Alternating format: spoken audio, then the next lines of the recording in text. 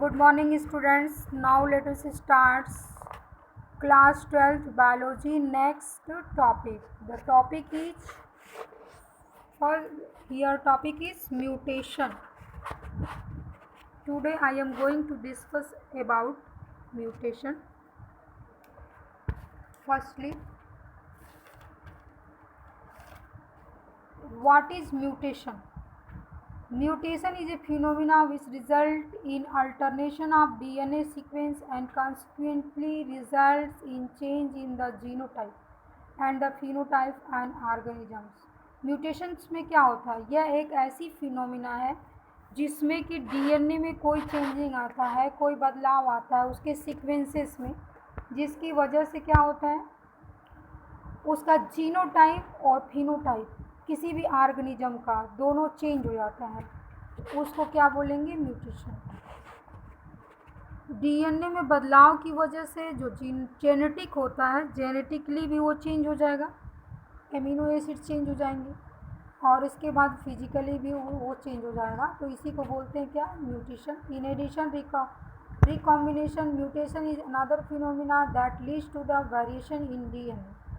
अगर हम रिकॉम्बिनेशन के थ्रू देखते हैं तो उसमें क्या होता है कि ये एक दूसरी फिनोमिना है जिसकी वजह से जो है डीएनए में विभिन्नता आती है, डीएनए में डिफरेंस दिखाई देता है, वेरिएशंस दिखाई देते हैं, तो उसको क्या बोलते हैं? Mutation.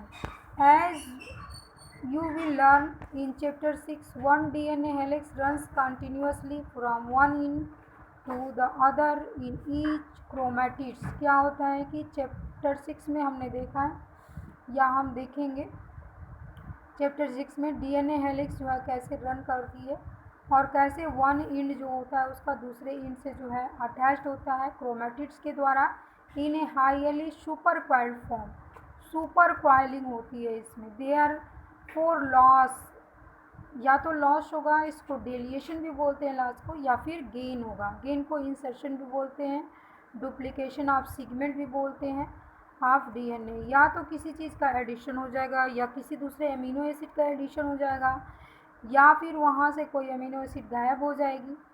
Result in the alternation in chromosomes, जिसकी वजह से जो है क्रोमोसोम्स में कुछ बदलाव आएगा। Since genes are known to be located on chromosomes, all of you know that genes are located in on chromosomes. Genes कहाँ लोकेट होते हैं? क्रोमोसोम्स के ऊपर होते हैं।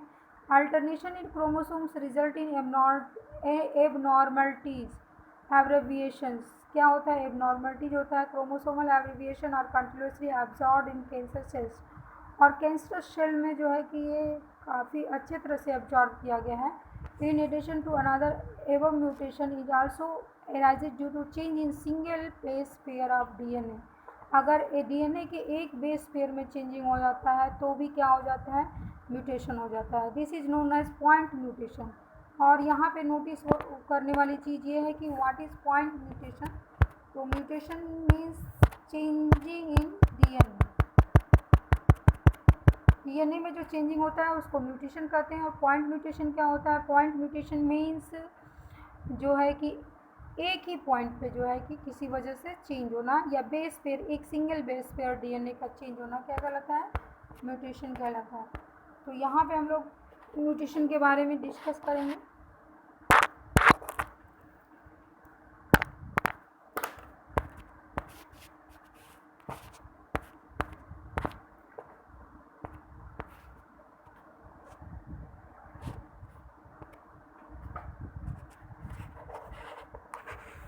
तो यहाँ पे सबसे पहले हम देख लेते हैं इसको क्या है, जो है कि पॉइंट म्यूटेशन क्या है। अक्सर पूछता है व्हाट इज़ पॉइंट म्यूटेशन। तो पॉइंट म्यूटेशन यहाँ क्लियर हम लोग कर लेते हैं। पॉइंट म्यूटेशन क्या है? Addition in mutation also due to change in single base pair of DNA is known as point mutation. Such mutation is sickle cell anaemia, और ये सिकल सेल एनीमिया में हम लोग देखेंगे deletion and insertion of base pairs of DNA cause frame shift mutation. और deletion और अगर insertion जो होता है वो किस में देखेंगे? Pair of DNA cause in frame shift mutation में देखेंगे। The mechanism of mutation is beyond the scope of the discussion. At this level, however, there are many chemical and physical factors that induce mutation. बहुत सारे chemical और physical factors होते हैं जो कि क्या करते हैं, mutation को induce करते हैं. There are many these are referred to as mutagens. और जो factors affect करते हैं उसको क्या बोलते हैं, जो फैक्टर्स अफेक्ट करते हैं उसको क्या बोलते हैं, म्यूटाजेंस बोलते हैं. जैसे अल्ट्रावायलेट रेडिएशन है, इनकी वजह से जो है कि म्यूटेशंस होता है कुछ ऑर्गेनिज्म में. तो आप लोग समझ लिए होंगे कि पॉइंट म्यूटेशंस क्या है. पॉइंट म्यूटेशंस जो एकदम क्लियर है, एक सिंगल बेस पेयर में जब चेंजिंग आता है तो उसको क्या बोलते हैं, पॉइंट म्यूटेशन बोलते हैं. और इससे पहले जो हमने देखा था तो म्यूटेशंस क्या होता है, तो म्यूटेशंस में देख लेते हैं म्यूटेशन क्या है.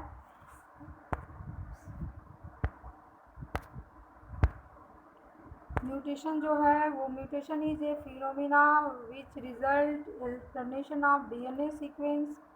अल्टरनेशन हो जाता है किसी वजह से जो है कि डीएनए के सीक्वेंस में जो है बदलाव आ जाता है, उसको क्या बोलते हैं, म्यूटेशंस बोलते हैं.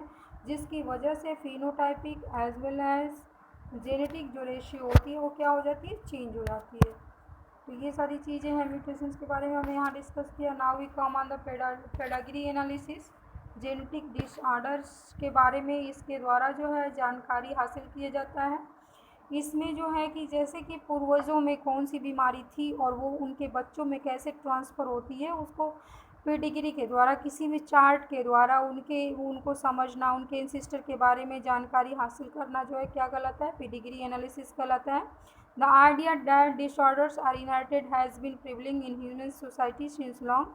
This was based on the heritability, certain characteristic features in families after rediscovery Mendel's work. और ये कब संभव हो पाया, मेंडल्स के रीडिस्कवरी के बाद ही. As practice analysing inheritance pattern of traits in human being began. Since it is evident that the control crosses that can be formed in pea plant or some other organism are not possible in case of humans being. Study of the family history about inheritance of the particular trait provides a alternative. और इस तरीके से history जो हम लोग देखते हैं, किसी भी हिस्टोरी जो है कि पर्टिकुलर ट्रेट के बारे में, फैमिली की हिस्टोरी के बारे में जो है, inheritance of particular traits provides a alternative. और ये अच्छी जानकारी हम लोग को हासिल करा देता है. Such analysis dates in several generation. और ये जनरेशन आफ्टर जनरेशन कैसे ट्रांसफ़र होते हैं उसी को क्या बोलते हैं, पेडिग्री एनालिसिस. तो यहाँ पेडिग्री एनालिसिस एकदम क्लियर है कि क्या होता है pedigree analysis. Such an analysis of trait in several of generation of a family. One generation after one, पूर्वजों का प्लस जो है कि आगे जो है क्या होने वाला है, इस सारी चीज़ों को बारे में एनालिसिस करना ही क्या कहलाता है, पेडिग्री एनालिसिस कहलाता है. तो analysis of traits in A several of generation of family is called pedigree analysis. Analysis inherited particular trait represented in the family tree over generation. और इसके द्वारा जो है फैमिली ट्री भी हम लोगों ने 10th क्लास में डिस्कस किया है. In humans genetic pedigree still provide a strong tool which utilize to trace the inheritance of specific abnormality of disease. और इसके द्वारा जो है पेडिग्री के द्वारा जो है आसानी से हम लोग जो है कि इनहेरिटेंस में कहाँ पे एबनॉर्मलिटीज़ है, कौन से डिजीज हो सकते हैं, उसके बारे में हम लोग जानकारी हासिल कर सकते हैं. Some important standard symbols used in pedigree analysis have been shown in figure 5.13. अभी हम लोग उसको देखेंगे. 5.13 में कुछ सिम्बल्स हैं जो कि इंडिकेट करते हैं और या बताते हैं पेडिग्री एनालिसिस कैसे की जाती है. As you have studied in the chapter, each and every features of an organism is controlled by one or other genes located on the DNA. ये आप लोगों को क्लियर है कि जो है कि DNA के द्वारा सारे कैरेक्टर्स जो है कि निर्धारित होते हैं. किस प्रकार का डीएनए, तो उसके कैरेक्टर्स भी जो है कि उसी आधार पे जो है कि निर्धारित हो जाते हैं. Control by other gene located DNA present in the chromosomes. और ये क्रोमोसोम्स पे जो जीन प्रेजेंट होता है उसी के अकॉर्डिंग जो कि होता है. DNA is the carrier genetic information. DNA क्या होता है, ये कैरियर होता है. किसका कैरियर होता है, डीएनए जो होता है वो जेनेटिक इन्फॉर्मेशन का कैरियर होता है. हेंस ट्रांसमिटेड फ्रॉम वन, और ये डीएनए ही ट्रांसमिट होता है one generation after other without any, किसी भी changing, without any change or alternation. However, changes or alternation do take place occasionally. कभी कभी ये changing होता है. Such alternation change in the genetic material refer to as mutation, और उसको जो है क्या बोलते हैं, mutations बोलते हैं. Number of disorders in human being have been found be associated with inheritance of change or altered genes or chromosomes. कभी कभी कुछ कैरेक्टर्स ऐसे हो जाते हैं कि अगर सपोज कर लीजिए कि मम्मी पापा जो है दोनों अगर जो है कि उनका स्किन का जो कलर है वो ब्लैक है, लेकिन जो उनके बच्चे होते हैं वो गोरे हो जाते हैं, या कह सकते हो कि फेयर हो जाते हैं, तो ये किसकी वजह से होता है, उनके जीन्स में जो है म्यूटेशंस हो जाता है, या डीएनए जो है कि डीएनए में चेंजिंग आ जाती है जिसकी वजह से ऐसा होता है. तो ये सारी चीज़ें जो है म्यूटेशंस के नाम से जानी जाती हैं. और एक इसका एक एग्ज़ाम्पल हम दे के समझाना चाहेंगे, उसको हम नेक्स्ट वीडियो में एक्सप्लेन कर देंगे. वो अच्छा खासा एग्ज़ाम्पल है जो कि इवोल्यूशन चैप्टर में डिस्कस किया हुआ है. तो जब इवोल्यूशन चैप्टर पढ़ाएंगे उसमें भी हम लोग देख सकते हैं. फर्स्टली भी कम मेंडेलियन डिसऑर्डर्स के बारे में यहाँ पे है. पहले हम लोग इस चार्ट पेडिग्री चार्ट के बारे में थोड़ा सा देख लेते हैं. This is rectangle is represent male. ये रेक्टेंगल जो है वो किसको रिप्रेजेंट करेगा, ऐसे अगर ड्रॉ है तो मेल को, और अगर सर्किल में है तो वो फीमेल को रिप्रेजेंट करता है. अगर इस तरीके का है तो सेक्स अनस्पेसिफाइड, कुछ ऐसा सेक्स है जिसके बारे में जानकारी नहीं है, या मिडिल होगा उसके बारे में यहाँ पर रिप्रेजेंट किया गया है. अफेक्टेड, अगर इसको ड्रा किया जाता है तो अफेक्टेड इंडिविजुअल को रेड कलर से उसको कलर कर दिया जाता है. अगर फर्स्ट मेटिंग है, यानी कि सपोज कर लीजिए मेल और फीमेल का जो है शादी हुआ है, या मैरिड है, या मैटिंग हुआ है, तो उसको जो है इस तरीके से रिप्रेजेंट करते हैं, मेटिंग बिटवीन रिलेटिव. और ये जो है कि कॉन्फ्रेंसेस मैटिंग जो होता है रिलेटिव के बीच में है, तो उसको डबल लाइन से इंडिकेट करते हैं. Parents above and children below. अगर पेरेंट्स जो है कि सपोज कर लीजिए ये क्या हो जाएगा, ये मेल हो जाएगा, this square is male and circle is females, then one daughter and one son. तो parents above and children below in order to birth left to right. अब इस तरीके से जो है कि हम इसकी एनालिसिस कर सकते हैं.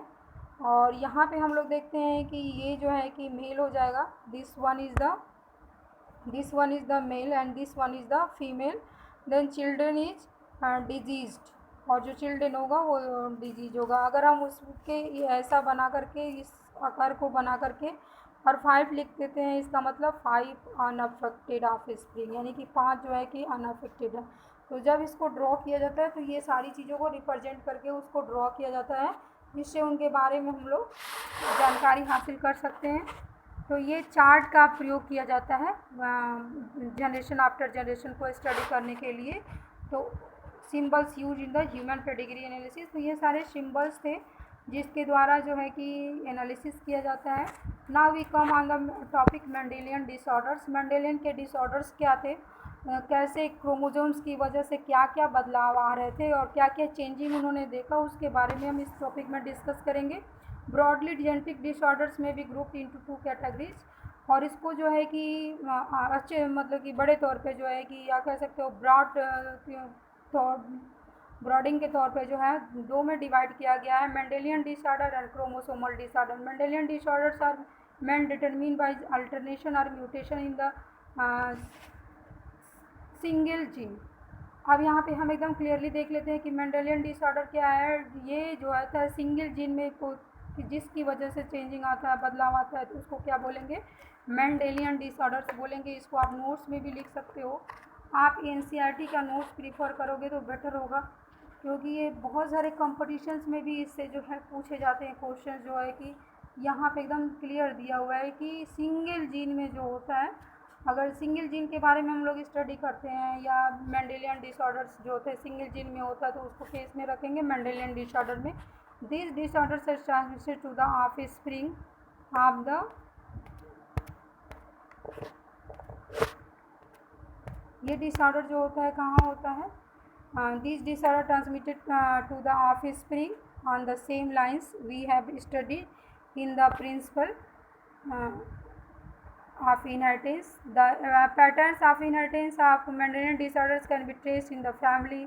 द पेडिग्री एनालिसिस, और इसको पेडिग्री एनालिसिस के द्वारा भी हम लोग टेस्ट कर सकते हैं. Most common and prevalent Mendelian disorders are haemophilia, cystic fibrosis, sickle cell anaemia. और हम इसको किस में देख सकते हैं, ये सारे डिजीज़ का नाम दिया हुआ है. पहला फर्स्ट जो डिजीज़ है वो क्या है, मेंडेलियन डिसऑर्डर्स में जो है हीमोफीलिया है, सिस्टिक फाइब्रोसिस है, सिकल सेल एनीमिया है, कलर ब्लाइंडनेस है, फेनिलक्यूटिनेरिया है, थैलेसीमिया है. तो ये सारे डिजीज़ हैं जो कि किसकी वजह से हुए हैं, मेंडेलियन डिसऑर्डर से हुए हैं. Colour blindness, thalassaemia, it is importance mention here that the such Mendelian disorder में भी डोमिनेंट और रिसेसिव. ये डोमिनेंट भी हो सकते हैं और रिसेसिव भी हो सकते हैं. जब डोमिनेंट होंगे तो अपने आप को एक्सप्रेस करेंगे, और जब रिसेसिव होंगे तो वो अपने आप को एक्सप्रेस नहीं कर पाएंगे, वो नेक्स्ट जनरेशन में एक्सप्रेस में भी हो सकते हैं. By pedigree analysis one can easily understand whether trait be questions dominant और रिसेसिव. और पेडिग्री एनालिसिस के द्वारा भी हम इसको स्टडी कर सकते हैं कि डोमिनेंट है कि रिसेसिव. सिमिलरली द ट्रेड में also building to the sex chromosomes in case of haemophilia. और हीमोफीलिया में सेक्स लिंक्ड जो है कि ये जो है कि सेक्स लिंक्ड को फॉलो करता है. It is evident that X linked recessive trait shown in transmission from carrier female to male progeny. Representative pedigree जो है कि यहाँ पे फिगर 5.14 में डोमिनेंट एंड रिसेसिव ट्रेड्स को जो है कि दिखाया है. Discuss with your teacher to design pedigree for characteristic link in both autosomal और सेक्स क्रोमोसोम्स. अब यहाँ पे हम लोग देखते हैं कि सपोज कर लीजिए कि ये जो है कि ये represented pedigree analysis autosomal dominant traits का दिया हुआ है और ऑटोसोमल रिसेसिव ट्रेड का दिया हुआ है. तो ऑटोसोमल जो है कि डोमिनेंट ट्रेड जो है कि वो किस में है, इस फॉर एग्जांपल जो है माइटोनिक डिस्ट्रॉफी में है, और जो है कि ऑटोसोमल रिसेसिव जो होता है सिकल सेल एनीमिया में होता है. तो यहाँ पे एकदम क्लियरली आप देख सकते हो कि यहाँ पे जो है कि ये फीमेल है सर्किल वाला, this one is the female. यहाँ पे रेड कलर से जो रिप्रेजेंट किया गया है, सॉरी, जो ये रेड कलर से रिप्रेजेंट है वो क्या है, अफेक्टेड है, यानी कि इसमें डिजीज़ है. और ये क्या है, फीमेल है. तो फीमेल को हम लोग किससे रिप्रेजेंट करते हैं, प्राय जो है फीमेल को जो है हम लोग एक सेक्स से रिप्रेजेंट करते हैं. एकदम क्लियरली हो जाएगा यहाँ पे. फिर ये क्या है, मेल है. तो अब इसके जो इंडिविजुअल होते हैं तो वो क्या हुआ कि इंडिविजुअल जो तैयार होते हैं इससे, तो उसमें जो है कि किसके में डिजीज़ है, ये फीमेल, ये डॉटर होगी तो ये डॉटर तो डिजीज़ फ्री है, लेकिन ये जो सन होगा उसका डिजीज़ कैरियर होगा या डिजीज़ एक्सप्रेस करेगा इसमें. फिर हम इसमें आते हैं, यहाँ पे जो है कि एक है जो कि डिजीज़ फ्री है, ये भी क्या है, मेल है. इसके बाद जो है कि फीमेल है वो भी क्या है, डिजीज़ फ्री है, लेकिन इसके बीच में मैटिंग दिखाया गया है. मैटिंग के बाद जो है, अब इधर हम आ जाते हैं तो यहाँ पे एक जो है कि डॉटर है वो भी डिजीज डोमिनेंट केस में है, यानी अपने डिजीज़ को जो है कि एक्सप्रेस कर रहा है. और इसके बाद जो है कि ये मेल होगा. और आफ्टर दिस यहाँ पे मैटिंग के बाद जो है यहाँ पे जो है दो डॉटर जो है कि नॉर्मल है, ये भी डॉटर नॉर्मल है, ये सन भी नॉर्मल है. और यहाँ पे मैटिंग के बाद जो है कि इसमें जो है कि ये क्या डोमिनेंट है, किस में डोमिनेंट होगा, डॉटर में. और ये डिजीज़ फ्री होगा, ये भी डिजीज़ फ्री होगा, ये सन होगा, ये भी सन होगा, पुत्र होगा. अब इसके बाद हम इसको क्या बोलते हैं, ये वाला फर्स्ट वाला जो रिप्रेजेंट कर रहा है मायोटोनिक डिस्ट्रॉफी का स्ट्रक्चर दिया हुआ ऑटोसोम्स में जो है चेंजिंग की वजह से ऐसा होता है. Autosomal recessive traits. अब रिसेसिव वाले में हम लोग देखते हैं, रिसेसिव का मतलब क्या हुआ कि जो अपने कैरेक्टर्स को एक्सप्रेस नहीं कर पाता है. तो रिसेसिव वाला ट्रेट्स में देखते हैं सिकल सेल एनीमिया के केस में होता है. ये मैटिंग तो जो हो रही है वो नॉर्मली हो रही है, और ये जो है कि रिप्रेजेंट कर रहा है किसको, दिस इज़ द मेल और दिस इज़ द फीमेल. अब इससे जो हमको प्राप्त हो रहा है उसमें जो है कि मेल जो है कि एक्सप्रेस करेगा यहाँ पे, और यहाँ पे जो है कि फीमेल भी एक एक्सप्रेस करेगी. इसके बाद यहाँ पे मैटिंग होगा, और मैटिंग के बाद जो होगा उसमें क्या होगा, एक मेल में डिजीज रहेगा, सिकल सेल एनीमिया। तो इस तरीके से जो है ये ऑटोसोमल रिसेसिव और ऑटोसोमल डोमिनेंट का जो है हम लोगों ने स्टडी किया।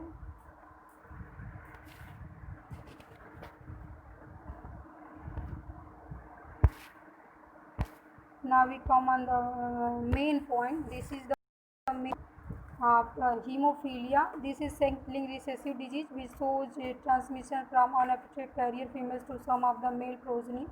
Has been widely studied. अब इसमें क्या होता है, सेक्स लिंक्ड रिसेसिव डिजीज है which shows its transmission from unaffected carrier female.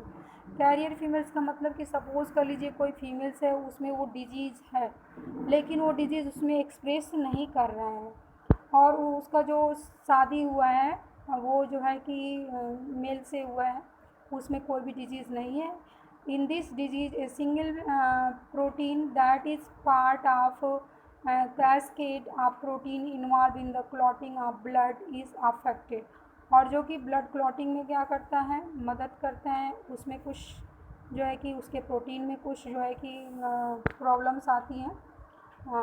तो यहाँ पे देखते हैं, due to this in an affected individual of simple cut will result in non stop bleeding. और इसमें क्या होगा, ये जो हीमोफीलिया होता है इसकी जो लक्षण क्या है, क्या होता है हीमोफीलिया, तो अगर सिंगल कटिंग हो जाता है तो ब्लड जो है उसमें स्टॉप नहीं होता है, तो इसी को हम लोग हीमोफीलिया बोलते हैं।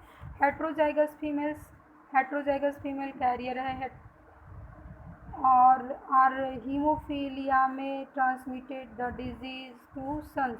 हेट्रोजाइगस फीमेल का मतलब क्या हुआ, सपोज कर लीजिए हम लोग क्रॉस देखे थे, कैसे क्रॉस होता है, कभी भी जो है कि दोनों जो ट्रेड्स होते हैं वो एक पेरेंट से नहीं आते हैं। कोई भी ट्रेड्स होता है जो कोई भी हम लोग अगर क्रॉस कराते हैं, तो जो हम लोग इससे पहले पढ़ा था, तो एक्स का अगर हम लोग क्रॉस कराते हैं, एक्स का हम लोग क्रॉस कराते हैं किससे, एक्स वाई से। तो यहाँ पे क्या कह रहा है कि हेट्रोजाइगस फीमेल कैरियर है फॉर हीमोफीलिया में भी transmitted the disease to the son. अगर हेट्रोजाइगस फीमेल्स का मतलब क्या हुआ कि ये एक जीन जो है इस वाले से इस यहाँ से लेगा, और एक जो है कि इसमें से, ये फीमेल में से आ रहा है और ये किस में से आ रहा है, मेल में से आ रहा है। लेकिन चूँकि ये जो है हेट्रोजाइगस फीमेल कैरियर है, कैरियर का मतलब ये एक्सप्रेस नहीं कर रहा। अगर इस पर एच से हम रिप्रेजेंट करते हैं हीमोफीलिया के लिए, तो ये फर्स्ट जनरेशन में कैरियर है, जब दोनों पे रहेगा तब ये इस पे एक्सप्रेस होगा, लेकिन जो है कि केवल एक क्रोमोसोम्स पे है, इस पे है, इसलिए क्या होगा, कैरियर होगा। लेकिन सेकेंड जनरेशन में क्या हो जाएगा, ये द फीमेल कैरियर हीमोफीलिया में transmitted the disease to the son. अब यहाँ पे क्या हो जाएगा, यहाँ पे एक्स और एच, और दूसरा एक्स जो है फादर से आएगा, तो यहाँ पे एक्स एच होगा, ये भी कैरियर होगा लेकिन एक्सप्रेस नहीं करेगा। फिर इसकी क्रॉस जो है किससे होगी, इसकी क्रॉस जो है फिर किससे होगी, एक्स वाई से होगी। एक्स ये मान लीजिए कैरियर था वहाँ पे, लेकिन यहाँ पे जो है एक्स एच और क्या हो जाएगा, वाई हो जाएगा, मतलब एक्स हीमोफीलिया और वाई हो जाएगा।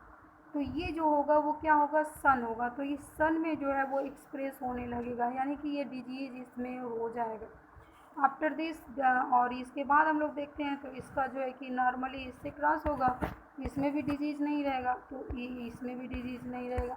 लेकिन एक जो सन होगा उसमें जो है वो डिजीज़ क्या होगा, एक्सप्रेस होने लगेगा। एक जो सन होगा उसमें क्या होगा, डिजीज़ एक्सप्रेस होगा। तो इसको जो है हीमोफीलिया, हेट्रोजाइगस कैरियर हीमोफीलिया में transmit disease son. The possibility of females became a haemophilic extremely rare because mother of such female has to be at least carrier and the father should be hemophilic. Available in the later stage of the life. The family pedigree Queen Victoria shown a number of hemophilic descendants as she was carrier of the disease. और इसी तरह से queen Victoria थी तो वो career थी, और उसमें उसकी वजह से जो है कि वो कैरियर थी। तो द फैमिली पेडिग्री उनकी ये बताती है कि हीमोफिलिक जो है कि उनके पहले भी कोई रहा होगा, जिसकी वजह से क्वीन विक्टोरिया में भी बहुत सारे हीमोफिलिक जो है कि डिसऑर्डर्स आ गए थे। Now we come on the topic sickle cell anemia. This is the autosomal linked recessive. ऑटोसोमल्स पे जो है कि क्रोमोजोम्स ऑटोसोम्स क्रोमोजोम्स पे जो है कि ये डिजीज होता है. That can be transmitted from parents to offspring when both the parents are carrier for the gene. और इसमें क्या होता है, दोनों जो है क्रोमोजोम जो होते हैं कैरियर होते हैं heterozygous. The disease control by a single pair of alleles. और ये डिजीज जो है single pair of alleles HBA and HBS के द्वारा जो रिप्रेजेंट होता है. Out of the 3 possible genotype only homozygous individual for HBS show the disease phenotypic. अगर ये HBS है और फिर HBS है और फिर HBS है, इस तरीके से होगा तो इस डिजीज जो है फिजिकली दिखाई देगा. हेटरोजाइगस HBA और HBS इंडिविजुअल फिर अपरेंटली अनअफेक्टेड. और अगर इस तरीके से क्रॉस होने के बाद आता है तो ये जो है कि अनअफेक्टेड रहेंगे but they are carrier of the disease. There is 50% probability to transmission of the mutant gene to the progeny. कितने चांसेस होते हैं? 50% चांस होते हैं किसी भी डिजीज का ट्रांसफर होने का. thus exhibiting sickle cell traits. The defected is caused by the substitution of glutamic acid glue by. कैसे होता है, क्यों ये डिजीज होता है? ग्लूटामिक एसिड जो है क्या होता है, ये बहुत ही इंपॉर्टेंट है. ग्लूटामिक एसिड की जगह पे क्या लग जाता है, ये ग्लूटामिक एसिड सब्स्टिट्यूट हो जाता है. यहाँ पे हम लोग फिगर के द्वारा इसको देख सकते हैं. यहाँ पे देखिए जो ये अमीनो एसिड से जो है कि आप लोग को मालूम है कि जो भी प्रोटीन सिंथेसिस होता है उसमें अमीनो एसिड का इन्वॉल्वमेंट होता है.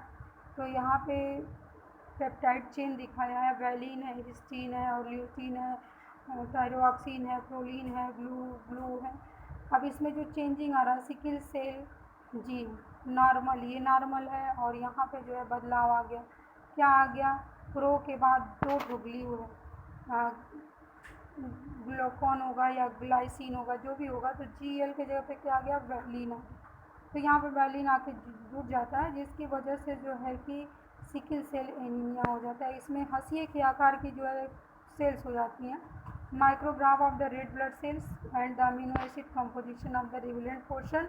अब beta chain of the haemoglobin beta chain में होता है. Normal individual from individual with sickle cell anaemia. इसमें सिकल सेल एनीमिया है. यहाँ पे बदलाव क्या हुआ है, चेंजिंग देख लीजिए. ये ग्लाइसिन के जगह पे जो है क्या लग गया है? वैलिन लग गया है 6 पोजीशन पे, जिसकी वजह से जो है क्या हो जाएगा, उसके अंदर जो है डिजीज आ जाएगी. कौन सी डिजीज आ जाएगी? कौन सी डिजीज़ के बारे में हम लोग पढ़ रहे हैं यहाँ पे? ये डिजीज़ का नाम क्या है? Sickle cell anaemia. इसमें हंसिए के आकार की सेल्स जो हो जाती हैं, ये नॉर्मल सेल्स रिप्रेजेंट है. ये नॉर्मल सेल्स रिप्रेजेंट है और ये जो है सिकल इस तरीके की जो है कि रेड ब्लड सेल्स जो है RBC जो है इस कलर की हंसिए के आकार की हो जाती हैं इसमें सिकल सेल एनीमिया में.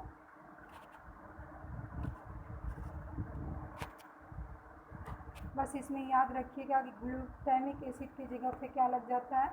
ग्लूटामिक एसिड के जगह पे क्या लग जाता है? वैलिन लग जाता है, जिसकी वजह से जो है कि ये डिजीज काज होता है.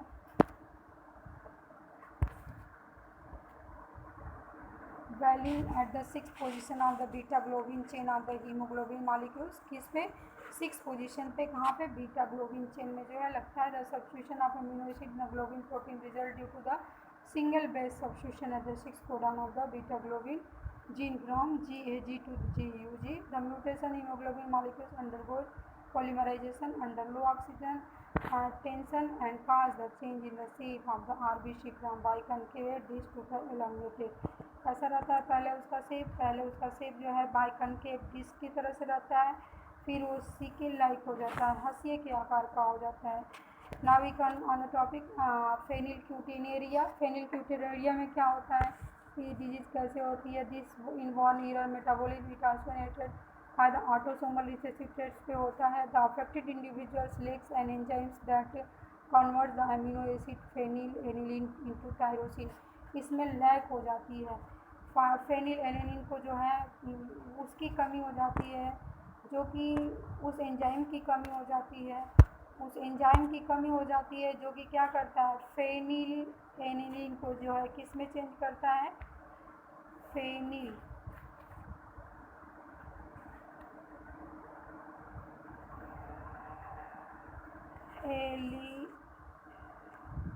एलेनिन। फेनिल एलेनिन को किस में चेंज करता है? टायरोसिन में। तो वो जो एंजाइम है वो ये काम नहीं कर पाता है, जिसकी वजह से फेनिलब्यूटेनूरिया होता है। फेनिल एलेनिन किस में चेंज होता है? टायरोसिन में।